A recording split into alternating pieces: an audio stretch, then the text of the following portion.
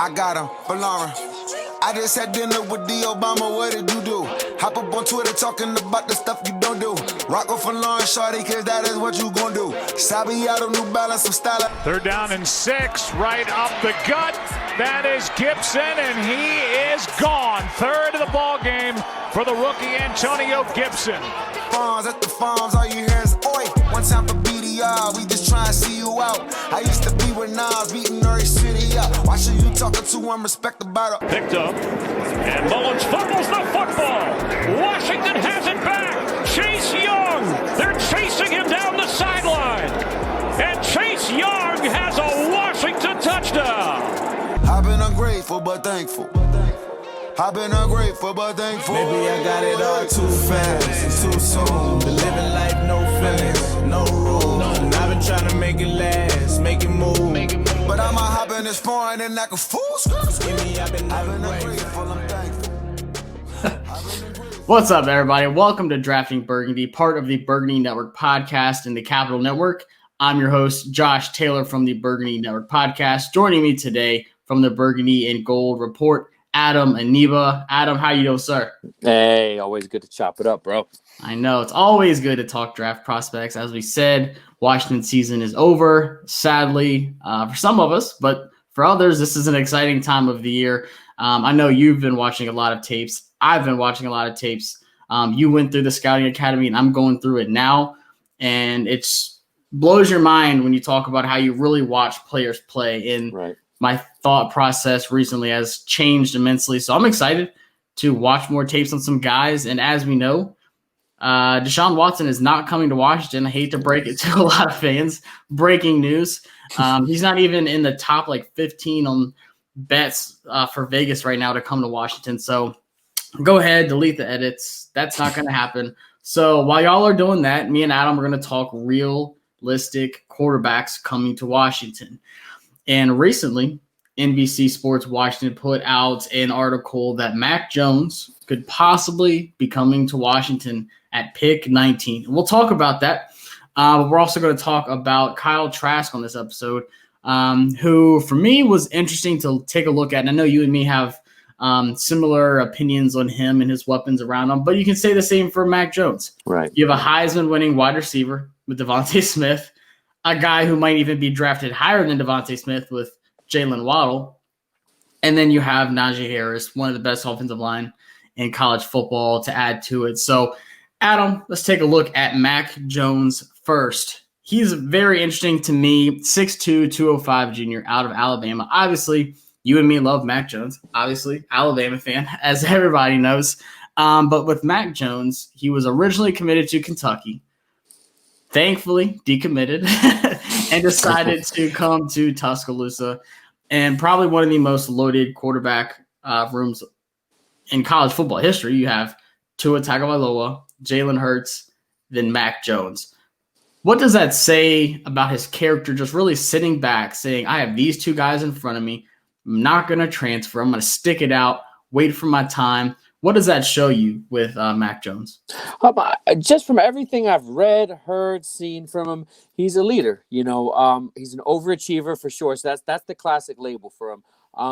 I think a lot of people are focused on what he's doing in Alabama and think that translates to the next level. And I'm not saying he's going to be not a good quarterback, but during the national championship, one thing I did notice is the advanced play call and the verbiage. That's what impresses me about Alabama. So with Mac Jones compared to a lot of other, later round, mid-round prospects, I think he definitely has a leg up on those guys just because from where he's coming, the verbiage, the offense, it's not going to be bigger than him.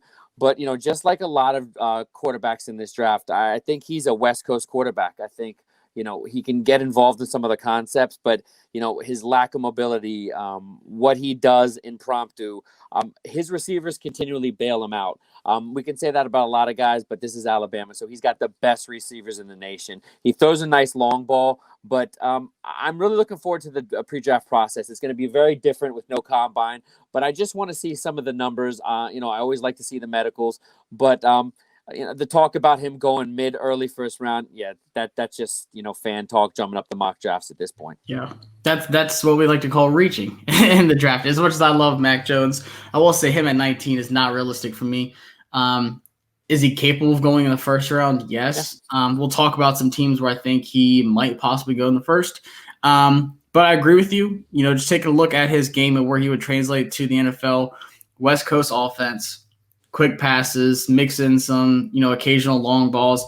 And that's been the one thing people really fault him at is his long passes. But my comp for him would be his ceiling could be Drew Brees. People said the same thing about him.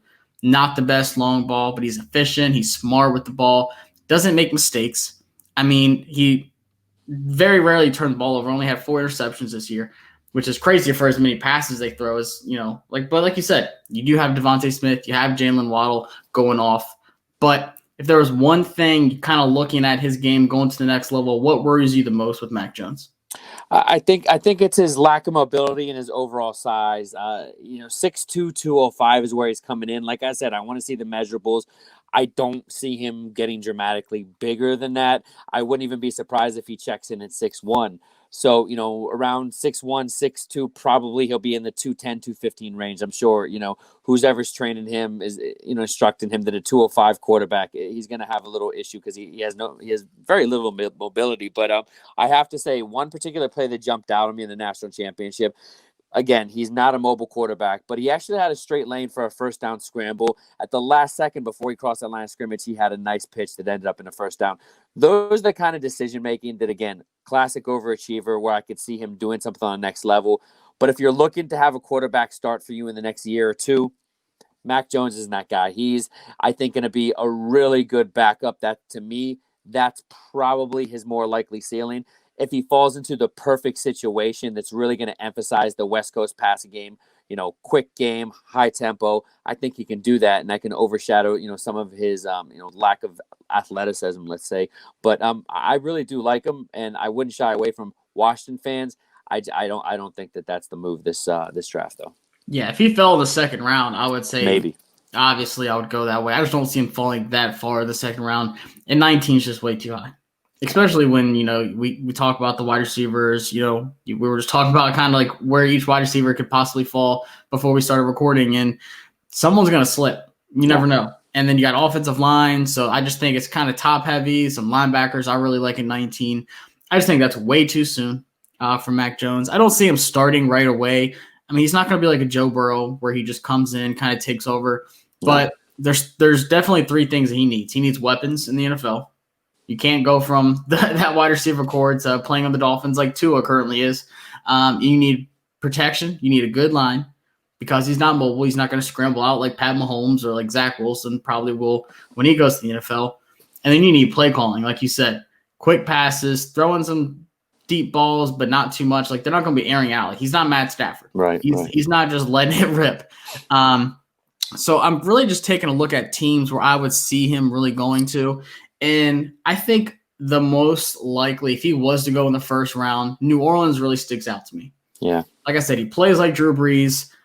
To me, that's kind of what he reminded me of. Am I saying he's going to be as good as Drew Brees? No. That'd be a pretty hot take. But I'm just saying play-wise, team-wise, I feel like that's where he would be most comfortable. And it sounds like this is Drew Brees' last season. I know they have Jameis Winston, and for whatever God reason, they love Taysom Hill. I don't know why. I can't stand Taysom Hill. I don't know why they're so invested in a guy who doesn't even look like a quarterback to me. Yeah. If you had to pick one team to him to go to, where do you think he would fit best? You called it, and you called it perfectly. To me, that's the best situation because you're talking about late round. You're talking about a team that's in transition. Taysom Hill, no matter what the talk is, he's not going to be prepared to be the starter. If they do that, they're going to go the wrong way. I think they'll bring him back. He's that, that niche player for them. I do see them bringing back Winston. I think what we saw, that trick play with him coming in, I think that's a little bit of, what's to come. I have to say, I haven't seen Winston on the field for a while, and he looked good. That guy looked a lot leaner than he has in years. I'm not a fan of his, but I think they'll bring him back on a 1-year, probably maybe a 2-year deal, incentive laden. But Mac Jones, he just fits perfect in that offense. If they continue to bring more receivers in there, just adding to what Thomas is already doing. If they don't, they're going to have players that are going to, itching to get out of there on the offense side of the ball because Breeze kept a lot of those guys happy. So I think you go Mac Jones, maybe late first round, and you just build, that defense is pretty solid right now. So, other than Malcolm Jenkins, who's pretty old, you can get somebody later. But, if I'm New Orleans with Breeze retiring, you don't, start the rebuild. You just continue loading with, wide receivers on that team, because I think if you can give Mac Jones with some weapons, he can be very good in a particular system like Peyton's running. Yeah, they've got a good line. They've got Alvin Kamara, Michael Thomas. They got some weapons. You can't just say, well, let's just hope and pray that Jameis Winston doesn't throw 50 interceptions this season and leads us back to the playoffs. You never know. You can't bank on that. Outside of New Orleans, another team that stood out to me was the 49ers at 44.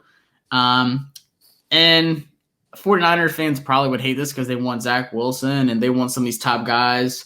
Trey Lance does a lot of work, Shanahan, stuff like that, in the quarterback school that he has. But I just feel like, I don't know, you kind of have Jimmy Garoppolo, you're kind of getting rid of him for a reason. Mm-hmm. He's not that mobile guy, but I feel like Mac Jones would be a guy that would go to San Fran, has a good defense, once again, good offense, solid running game, solid offensive line. And Kyle Shanahan does develop quarterbacks. I don't care what anyone says. He had Kirk Cousins, who was drafted in the 5th, 6th round, turned him into a very serviceable starting quarterback. Now he has Mullins, who turned out okay. Jimmy Garoppolo turned out pretty well. But I feel like Shanahan could do something with Mac Jones. But the one thing I don't think is getting talked about with Mac Jones is his pocket awareness. To me, he has the best pocket awareness in this draft. Better than Trevor Lawrence, better than Justin Fields. I don't care. If you watch him, as soon as he snaps the ball, he knows exactly what's going on. Right. It's like he has eyes in the back of his head. He knows where the pressure's coming. He steps up. He's not going to roll out and, take off for 20 yards. And he has probably the worst slide I've ever seen in my life. So I'm glad he doesn't take off that much. But he makes his own windows. Yeah, for sure. When the pocket's closing in, he'll get out, he'll turn, look at his wide receivers, make open windows. Yes. To me, that's pretty similar to, that's like the non-mobile version of, scrambling, making a play. He does it in his own way. Situational football. That's what he's good at. Like I said, that pitch, that last thing, he knew damn well he was not going to get anyone there scramble, maybe even barely to the marker. He knew if he pitched it, that was going to get a play. So you're right, 100%. Those little things will get him on a team. Those little things will get him, at least an opportunity to be a backup right away, depending on the situation to, challenge for starting. That's why we talk about New Orleans. That's clear cut the best situation. I think if you have a San Francisco, I don't think they'll move on from Garoppolo yet, but I think they're going to bring someone to seriously challenge him. And I think that it's a good thing. I think that he could come in there, and I think he would beat out Garoppolo because I think he offers the intangibles. You give him a run game. You give him a guy like Deebo Samuel, other weapons there. That's a good situation too. So, definitely two good landing spots for him for sure. There was 2 plays that Mac Jones did that really stood out to me the whole season. The one where he scrambled out to the left, and we talked about making those windows against Kentucky. Right. And he just fired that sidearm dart. I think it was to Devontae Smith in the end zone. Tightest window for any football to go through. I don't know how he did it, but you're just like, holy crap. That pass had a lot of velocity to it, but it wouldn't have been there if he wouldn't have moved outside the pocket, moved the pocket with him, and made his own windows. And then another one, Cole Kubelik actually putting this out on Twitter, and I thought it was genius. He was watching Ole Miss tapes, and Mac Jones actually rolled out to the right, and he was going through his reads, going through his progressions with his eyes, but he twitched his shoulders to the outside to the right. The linebacker came down, and sure enough, Devontae Smith was behind the linebacker, didn't hesitate once, just dropped it right in there, and the linebacker had no idea what was going on. Right. So it's just faking out the defense with his body language, but still have his eyes downfield, going through his progressions, looking at his receivers. He knew exactly where he was going. He said, look, if I turn my body, this linebacker's going to bite on it. He's going to jump down. He's going to think there's something going on behind him that's really not there. He had no idea. So just the IQ that he shows for me, especially only really starting one whole season. Right. But you sit behind guys like Jalen Hurts and Tua. You learn. You're like, all right, this is what they messed up with. This is what they do good at. And then Sarkisian, he's an offensive genius. As much as, hate he got in Atlanta and stuff like that, losing that Super Bowl, he's going to go to Texas and do great things. Yeah. I love Sark. It's going to suck losing him, but he's definitely left a mark on Mac Jones. I think that translates very well. Outside of that, there's a couple other notes I had on him. And the mobile thing, we've talked about that. How much of that, not being a mobile quarterback in today's NFL really just throws you off with them? Like, are you 100% sold in? Like, I need Lamar Jackson, right, Kyler Murray kind of running guy. Are you leaning towards more that way? Like, we have to go that way, especially for Washington? with our offense? Are you saying we can make a guy like Mac Jones come in, pretty good offensive line, not many weapons at wide receiver, but we can make it work? What do you think about that? You know, if you have a situation where, like, you know, a la Montez Sweat, you know, like they go linebacker, receiver early on and they try to get back into the first round, maybe the latter parts, I think we could, you know, definitely have a conversation with that. If you're talking about, you know, Taylor Heineke, Jones, and probably, you know, Allen coming back with Alex Smith retiring, I think I could definitely see that happening. But personally, I don't see the investment worth the squeeze, because I think, like you said, just like other quarterbacks, I think with the good situation, he would work. What I'm seeing with Turner's and Rivera's vision, not that being super mobile is important, but I think that they got a little bit of a taste with Taylor, what he did in the playoffs. And I think they're going to lean towards. They want more of that. For sure. And I do think more and more, you know, a Stafford kind of situation, you know, is in play. And I think it's very likely. But I think you have the top quarterbacks in the draft. They're going to be off the board at 19. So I think when you start talking about the other guys after, you know, Lawrence, Fields is not a guy like fit here. I've left him off on big board. He just does too many things that I don't like for Washington. After those couple guys, you know, Trey Lance and all them, they're either developmental or they're reaches. So in my opinion, this is not the year to go a first-round quarterback. I don't think that means they'll bypass one totally. I'm still getting into the quarterbacks, the depth of this draft. If they're going to go quarterback and it doesn't work out this year, next draft is the way to go. They're going to have a really good class coming in for them. But I just don't want to see them reach. I hope with, you know, the whole potential new GM, Ron Rivera, I just hope that they're not going to reach on a quarterback like that, because I think with the Dwayne Haskins situation, luckily the money's not the same like it used to be 10 years ago if you drafted a first-round quarterback. But I think that they'll be a little more gun shy, and unless they're in the top 10 or able to trade in the top 10, I think Washington fans need to really be under the, you know, expectation that there's not going to be a first round quarterback for them. Yeah, if by some grace that Trey Lance falls to us, right. That's the best case scenario. That's BPA, right? Exactly. Yeah, best player just falling exactly where you want. That's just taking advantage to it. Same thing if Mac Jones falls in the second round to us. Right. You got to believe Ron's going to jump on that. Yes. Kyle Smith's going to be like, hey, nobody had him really falling that far. Kick the tires. They love SEC guys. So as long, you know, as long as Kyle Smith is here, you know, they're going to continue to go through the SEC well. So, you know, no reason they won't. So, yeah. So recap, Mac Jones, not the most mobile, but makes up for it with his pocket awareness. He can make plays with his eyes, makes plays with his IQ, throws his wide receivers open. Yes, he's had some of the best wide receivers in college, but he anticipates the routes. He knows where they're going to go. Very accurate, very precise, doesn't turn the ball over, smart with his plays. Very rarely in Alabama was I like, what was he doing there? Right. Who was he throwing to? 100%. I don't remember one time. Not once, which is kind of hard to say when he threw that many passes in the season. But so I think he's going to go to a place like New Orleans, maybe even the Falcons if Matt Ryan's ready to go. I think Matt Ryan stays, but but maybe he needs another guy to sit behind for a year or two. I don't think he starts next year. No. I think it'll take 2-3 years for him to just sit back, learn. Not that he's not good enough, but I just think he's going to go to a team that has a quarterback already. Right. That can start right away because they're on a good team, and he can learn something from him. But Mac Jones, number 19, it's not going to happen. Sorry, Washington fans that do want him at 19. Me and Adam want him more than anyone, probably because we're Alabama fans. It's just how it is. But Kyle Trask, another guy. And this is funny because they're pretty similar. Two guys that really had to be patient, wait for their opportunity to come. I mean, this guy he's been the backup his whole life. Like he was behind Derek King in high school. Yeah, exactly. And then he goes to Florida, and then he's behind Felipe Franks. He's like, what the heck? Another overachiever, right? Yeah, I'm just trying to play. And another SEC guy. This was like the biggest debate on SEC Twitter all season. Was Florida fans and Alabama fans going at it, like who's better? And then it got to the Heisman, and obviously we found out that Mac Jones was better. Another thing about Mac Jones, just like Kyle Trask, he's going to be at the Senior Bowl.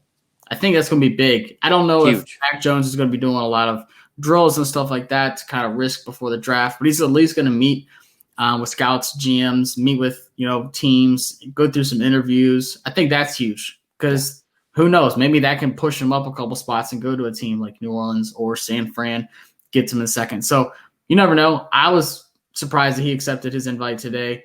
Same with Devontae Smith. But Kyle Trask, I expect him to fully play, and he might need to after that game against Oklahoma. That was bad. Bad. That was rough. I was not expecting. Now, this isn't the old Oklahoma defense who was like dead last at every category. They're like top 15, top 10 defense. Pretty solid this year, surprisingly. But still, 3 interceptions, 0 touchdowns was not good. Like, I wasn't even watching the beginning of the game. I was actually riding home from work, and I just saw someone like going off on Twitter like, he has 3 interceptions. I was like, there's no way. If you would have told me Mac Jones had 3 interceptions and 0 touchdowns in a game, I'm like, what is going on? He has to be hurt. Pull him out of the game. What did you think of that performance by Kyle Trask, and how much weight does that have going into drafting this guy? Honestly, I've been all along not on the hype train with him. It's so crazy because I think probably back early December, late November, people were talking about Trask as possibly a 3rd or 4th quarterback. That was the chatter. And now if you find anyone that has him really legitimately in the top 100, I'd say you have to go back and watch some film on him because off of one game, no way. But like you said, the no high school starts. He didn't start till 2019. He benefited from Kadarius Toney and Kyle Pitts more than any prospect in the nation. Like we talk about Mac Jones. I'm not seeing those impromptu plays from him. I'm seeing sloppy footwork. I'm seeing an odd release point. And I just see when he gets out of rhythm, he can't recover. I see Mac Jones. He might look a little, all over the place sometimes when he loses control, but somehow he makes a play or his receivers bail him out. There's just been too many situations with Kyle Trask where he's just got really good college quarterback, not NFL ready written all over him. His size will get him drafted though at 6'5", nearly 240. That's a big dude. I think that this Senior Bowl is bigger for him more than any other quarterback prospect in this whole draft, maybe any prospect in this draft, because I think he's got to ball out in the game. He's got to show out in practices, interviews. He better be one of the sweetest guys on earth because his interviews are going to matter. Because when it comes down to it, they're going to have organized pro days. They're going to have medicals regional. He's in Florida. They'll get it there. So this senior day could be the most exposure he has with NFL scouts and personnel. Because after this, it's going to be Zooms, but it's going to be very intense from what I'm reading. So I think this is going to be so big for him. He's really going to need to show more as far as what he can do on the move. Because we talk about Mac Jones not being, the slightest of foot quickest guy, but that guy has no problem running RPO and play action. I have no problem plugging him and playing it in that kind of pure system if that's all you're doing. With Kyle Trask, they run a pistol from the RPO, and I just look at it and try to look what Baltimore's doing because they run a lot of that pistol and run, and I just don't think he can do it. So what are we talking about? We're talking about putting him on this next level, make him comfortable in pistol RPO. He wasn't great at it, to be honest with you. He looked sloppy. Kyle Pitts and Toney just really helped him, a lot of passes behind him, overthrows. I'm not going to keep, bashing this guy. I'll say that his eye discipline is really good. Again, big body guy.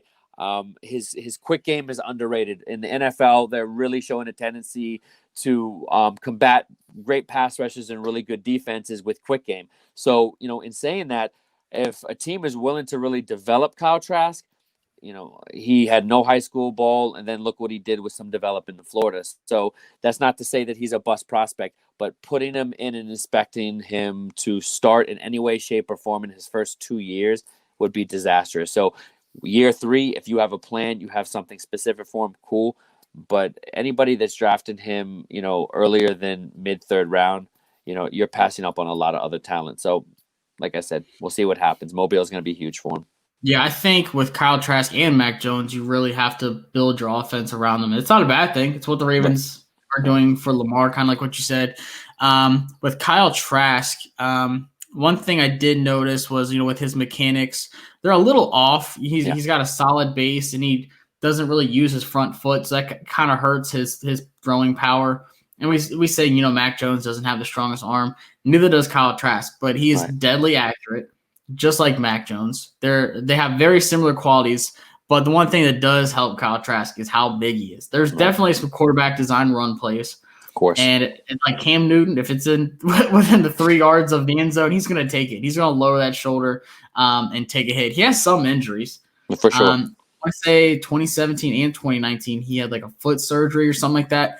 But since then, he's been healthy. But you have to kind of talk about those weapons. And people are going to say that's not fair because you didn't really do too much for Mac Jones. In a way, we did. You know, like you said, the wide receivers bailed him out a couple times. You have a Heisman winner on your team. It's going to happen. You can't help the weapons you have. Right. But you saw what he did without Pitts. Mm-hmm. The 2 games he didn't have Pitts, LSU and Oklahoma, that was his 2 worst games of the season. Right. You got to say, is that a coincidence? Nope. Or is Kyle Pitts probably the best tight end prospect you've ever seen in a very long time? One of the best for sure. Yeah. I mean, if he ends up in Washington, y'all pray for me because I'm going to be unbearable. I'm going to be the worst Twitter follow if we get Kyle Pitts. But just looking at it, he did show up in big moments, with that game with Alabama. Yep. He did have both Tony and Pitts going toe-to-toe. Mac Jones, Alabama, the SEC championship game. You talk about those high-quality traits and, that competitive toughness. He showed up in big games. He always had that energy. When he threw those 2 interceptions at LSU, he was like, look, we're still in this. We got to keep fighting. We got to keep pushing. I really just like how he would bounce back. He did get out of groove a couple times, kind of got down on himself, and you saw that in Oklahoma. Once he threw that first interception, it was just all downhill from there. Right. But out of everything that you've seen, what really separates him from Mac Jones to where if he did end up better in the NFL, it'd be because of this one trait? What would it be? Size. His size and mobility. Like I said, he's not, like you said, he's not a mobile guy, but either is Mac Jones. But if you're going to have any of them on any kind of design runs or anything, just to get you some extra yards, by far it's Kyle Trask. But, it's interesting that you said Drew Brees. I don't see really a lot of connections, but I see some of the knocks about, we saw Drew Brees through the long ball at Purdue too, but it was kind of lofted up there. Same with Mac Jones, and people questioned it with the DBs on the NFL level. That's going to get intercepted or knocked down. So, this whole process of going through the intangibles and, being picked apart, it'll be huge for him because, to think that a lot of people think what you saw on the college level to training camp is not going to really evolve. And you're going to see a lot of, evolvement from someone, especially like Mac Jones and Trask, I believe, because just by the Senior Bowl, just by the influence, Mac Jones is someone, like you said, he was behind some really good quarterbacks at Alabama, and he was able to soak in it in. So the Senior Bowl will be an opportunity for them to really pick the brains of coaches, other players that are going to be on display there. But this draft, like you said, there's crazy things. There's so many QB needy teams. I wouldn't put it past someone to reach on not Trask. I think maybe a reach for him would be in the late 2nd round, but I wouldn't be surprised if someone goes, in the late 20s for Mac Jones, just because the pedigree, just what I saw at Alabama. And, a team with multiple 1st-round picks is a good scenario for him. So don't sleep on a team that already has an established quarterback picking him up later on, because, you can't really teach the kind of leadership and experience that he got from Alabama. Could you even see Detroit getting either of these guys? I could kind of see Kyle Trask on Detroit. Maybe. Because you don't know how long. I mean, there's talks of Stafford possibly being out. But like you said, I wouldn't be comfortable going from Stafford to Kyle Trask year 1. Right. And we talked about West Coast offense and what that really looks like. Kind of like what Joe Burrow and Cincinnati does right now. Just a lot of quick throws, mixing in those deep balls. They did a really good job before he got hurt, mixing that up and helping him out. I mean, he doesn't really need help, but those quick throws, even Ben Roethlisberger beginning his season with Pittsburgh, he was getting rid of the ball quicker than anybody in the NFL. Right. I think that's why they had a lot of success early on in the season, but you're going to have to do that with both these guys. The deep balls are going to open up, but you can't just come out and say, hey, we're just going to sling it, 1st and 10, we're going to throw 30-yard bombs and just hope that you lead your receiver or whatnot. But I think a good spot for him, I'm trying to think, late 2nd round, you really just don't know. Like you said, there's a lot of teams that could possibly be reaching. I could even see him maybe New York Jets if they start getting desperate. They have a lot of picks in the 2nd round. Yeah. So I'll give you a dark horse that probably no one's thinking of. Maybe late 2nd round Tampa Bay. I could see, because I see Tom Brady playing for another 2 to 3 years, and if someone like him falls to the latter parts of the second round, even third round, I could definitely see someone like Bruce Arians, working with someone like him. I don't see too many fits for him, and Bruce Arians is kind of one of those outside the box thinkers. We'll see what kind of control he has as far as roster and everything there. But to me, that's a dark horse that I could see Trask in, is definitely Tampa Bay. That's good that you actually mentioned, like, what's the one need they have, like, that they need, and that's, like, depth at quarterback. Right. They have everything else set, and who knows, Drew Brees probably has 2-3 solid years left in him. Like you said, he's going to need time to develop, and who else would you want to develop from than Tom Brady? Right. So, I mean, that's about as good as it gets. But taking a look at both of these guys, if you had to put them in a pool with anyone else in the NFL, if you had to comp Kyle Trask to anyone out there playing right now, who would you say kind of reminds you of? I'll be honest. I hate to be boring, but I don't have anyone, because I don't.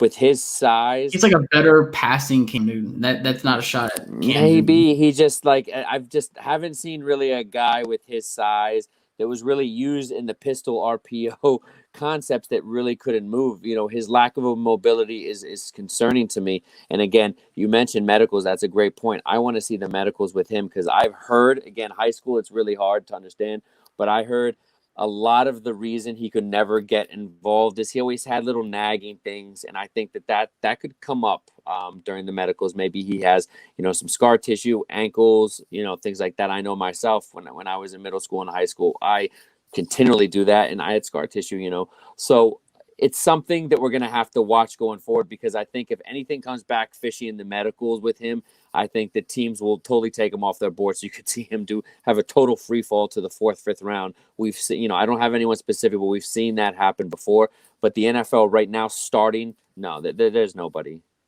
along with his skill set.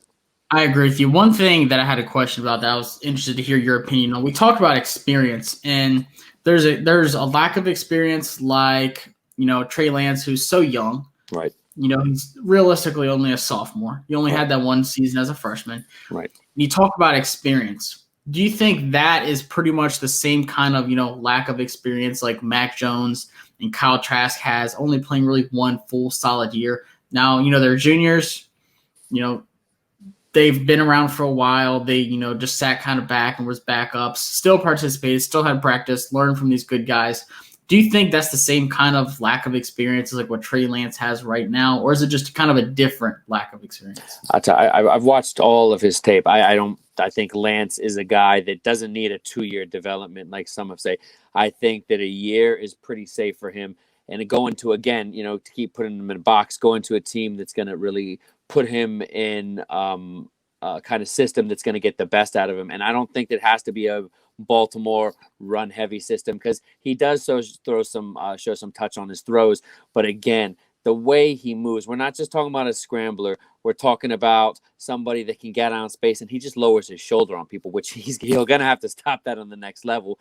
He'll have to get an effective slide. But I see him as somebody that could come in, and you're going to put a top 20 pick on him, even a top 15 pick, in hopes that in a year or so you're going to get him ready to take the reins over. That's the main difference I see from other guys, Trask, Mac Jones. Those are more hopeful. Lance, I see him as exactly, you bring him in, you get him the NFL concepts. If you're happy with, his football IQ, which I heard is going to impress people. That's what a lot of people at his school said. I think, you get him in there and he's your backup right away to start. So there's a lot of distance between Lance and the rest of the guys. Like I said, I hope we get Lance. I don't think enough people are giving him enough respect. No. Speaking of the Senior Bowl, there's some guys, one in particular, Jamie Newman, who didn't play this season, who I'm excited to talk about because he was a late first, early second round guy before he opted out. And you could see him fall to the middle third, late third. People are kind of forgetting, Jamie Newman from Wake Forest. It was really weird how he just kind of transferred to Georgia and then decided to opt out, Right. training camp. So there are some under the radar guys. And, I think you and me will both agree. I think Washington goes quarterback in like that third, fourth round. Obviously, it depends who falls. But I have to ask you, how disappointed were you that Desmond Ridder decided to go back to Cincinnati? I was and I wasn't, because I really like him as a prospect. So as an evaluator, I said another year could put him in the first round discussion. Yeah. So I think that was a good thing. And I think that if he did declare he would be second round for Washington, I would have thought no, first round and second round, unless you're that short thing. That was a little too high. So I think by coming back, it was his best case. And I think most people had the grade around that second, third round range. So I think if he can come back and, have another season like he did at Cincinnati, and show more growth like I saw him from 2019 to this year, I think he could be in the first round discussion next year for sure. Yeah, I know someone that you and me both liked, and I really watched that Georgia game. I think him going back is going to benefit him a lot. He really needs to work on his pass game a little bit more. Yes. No knock on him. But he just relied too much on his legs. Yeah. And you kind of saw that in the second half of the Georgia game. They shut him down. Yeah. I mean, they had him to I think it was under 50 passing yards. It was what helped Georgia come back in that game and almost win they did win the game. But Cincinnati almost held on, but I think Ridder, one more solid year, he could easily be a first round draft pick next year. If he comes back to Cincinnati and they light it up and they're ranked in the top 10 again, they had a lot of players coming back. I know we weren't really going to talk about him, but I know someone that we both kind of wanted in the draft. So, like I said, Senior Bowl is coming up. It's the end of January. I think we'll definitely do an episode kind of breaking down some of those guys. Like I said, we got Jamie Newman. Kellen Mond is a guy that I've been watching a lot of. I could definitely see him in Washington towards those middle rounds. Who's some other guys? Ellinger, a guy that played it feels like 20 years at Texas. Yeah. That guy was there forever. But Adam, we'll definitely take a look at some Senior Bowl guys coming up. And maybe some small school quarterbacks. I'm sure you've got some under your belt. Was there anyone in particular that you've been watching recently that you just want to kind of hint out there as a small school quarterback? Well, we've talked about him. Our guy that went to Alabama, Lane Hatcher. He's really lit it up. And again, we're not talking about anyone's coming to be a starter on the next level. No. Like I said, someone gave me slack that I called him the Johnny Manziel without the off the field issues, because he reminds me of. He reminds me of Johnny Football. A lot of what he does, how he runs, how he plays, and he's small, man. They say 6 foot, no way. He's got to be maybe 5'10" and a half, 200 soaking wet. But we're talking about small school here, and I really love him on that level. If he decides to go, I could see him in the late, maybe 5th, early 6th. But we talk about Taylor Heineke. This is a guy that in 2-3 years be a solid backup for a team, and I think it can't be underestimated how important having a good backup is. Washington 4 quarterbacks this year, won the division, went to the playoffs. So you got to look at guys like that, small school or not. Building depth going forward. Who you're going to have, behind center, it matters. And a lot of people have been poo-pooing the small school level, but man, these guys just keep popping up and popping out of nowhere. Every draft there's been one. It was Kyle Duggar last year I talked to. The year before it was Darius Leonard. It's going to continue to be. I'm still going through guys, but it's hard this year with a lot of teams canceling their season. So no combine either, man. That's tough. So we're not going to have those small school kids. I'm talking to, a couple right now, and their struggle is finding a pro day to attend because their school, although they could have a pro day, they'll have no NFL representatives. So they have to go, hopefully, a bigger school in their state. There's only so much room with COVID. So it's going to be a big problem. So you talk about undrafted free agents, man, this is going to be like nothing you've ever seen this year because so many guys, there's just not enough film out there on them, and they're just not going to get a chance. If they're not the Senior Bowl or, without the combine. So yeah, and it seems like every offseason Washington signs one undrafted free agent quarterback, continue the streak with Steven Montez last season, who almost saw the field against our wills. But I agree with you. I think that, guys like Taylor Heineke, I think he'll be around on the team too. Talking Washington, I think Alex Smith retires. Yeah. And then you have these 2 quarterbacks who kind of play similar with Heineke and Kyle Allen. Kind of RPO quarterbacks, small little guys, not the strongest arm, not going to lead you to the Super Bowl kind of guys. Can they win some games? Yes. Can they do some flashy plays? Absolutely. They can use their feet. But I think Washington is definitely looking in the draft for a quarterback, and we're going to keep breaking it down because, like I said, we've got the Senior Bowl coming up. We'll review that, watch that game, see how these guys do. the draft boards are not set at all right now. Like they are still actively moving heavily. If there's one quarterback at the Senior Bowl that you think can make the biggest jump, who's the one guy that stands out to you? Trask, because again, I don't think he will, but he'll have the opportunity more than anybody else to, because I think the scouts and the coaches are really going to want to see a lot from him. I think they saw what they needed to from Mac Jones. Now with him, it's more about the attitude, dissecting, his football IQ. But Trask, it's his whole game. It's his mental ability. It's everything that they want to see. So he stands to gain the most or lose the most from a bad Senior Bowl, in my opinion. Yeah, you just want to see him without Pitts and Tony one more time to see what that sample really looks like. But I agree with you. I think it's Jamie Newman, though. I think if he has a huge Senior Bowl, people are going to be like, wow, that's the guy that we were looking forward to playing at Georgia. That was projected early second, maybe quarterback 4 in the draft before Zach Wilson and all these other guys blew up this season. But to me, that's the one guy I'm going to be watching. I would love to have him in Washington too.